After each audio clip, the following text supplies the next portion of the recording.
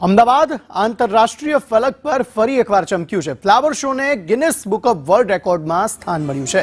સતત બીજું વર્ષ છે કે જ્યારે ફ્લાવર શોને ગિનિસ બુક ઓફ વર્લ્ડ રેકોર્ડમાં સ્થાન મળ્યું। લોંગેસ્ટ બુકે માટે આ વખતે તેને ગિનિસ બુક ઓફ વર્લ્ડ રેકોર્ડમાં સ્થાન મળ્યું છે। ગત વર્ષે લોંગેસ્ટ ફ્લાવર વોલ માટે તેને આ એવોર્ડ મળ્યો હતો।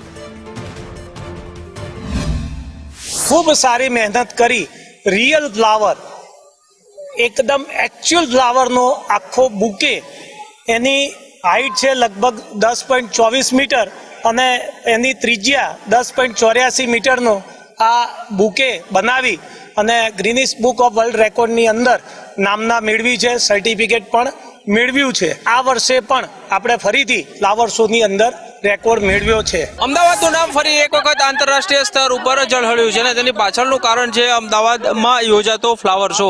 ફરી એક વખત ગિનિસ બુક ઓફ વર્લ્ડ રેકોર્ડમાં અમદાવાદને સ્થાન મળ્યું છે અને તેના પાછળનું કારણ આ બુકે છે। 10.5 મીટરથી વધારેની હાઇટ ઉપર આ બુકે છે તે તૈયાર કરવામાં આવ્યો છે। ગત સાલ આ એવોર્ડ છે તે યુએને મળ્યો હતો અને ત્યાં 7.5 મીટરનો આ બુકે છે તે તૈયાર કર્યો હતો। અમદાવાદની વાત કરીએ તો ગત સાલ જે છે તે લોંગેસ્ટ વોલનો એવોર્ડ છે તે એનાયત થયો હતો।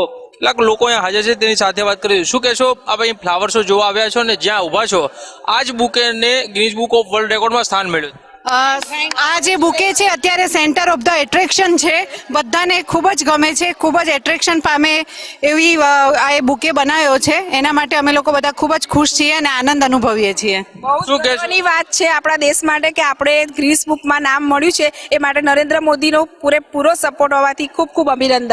ગૌરવની બાબત છે કે ગિનિસ બુક ઓફ વર્લ્ડ રેકોર્ડમાં ફરી એક વખત સ્થાન મળ્યું છે। ગત સાલ પણ લોંગેસ્ટ વોલ માટે થઈ અને ગિનિસ બુક ઓફ વર્લ્ડ રેકોર્ડમાં આ જ ફ્લાવર શો જે છે તેને સ્થાન મળ્યું હતું। કેમેરામેન સંદીપ રાઠોડ સાથે કશ્યપ જોશી, સંદેશ ન્યૂઝ, અમદાવાદ।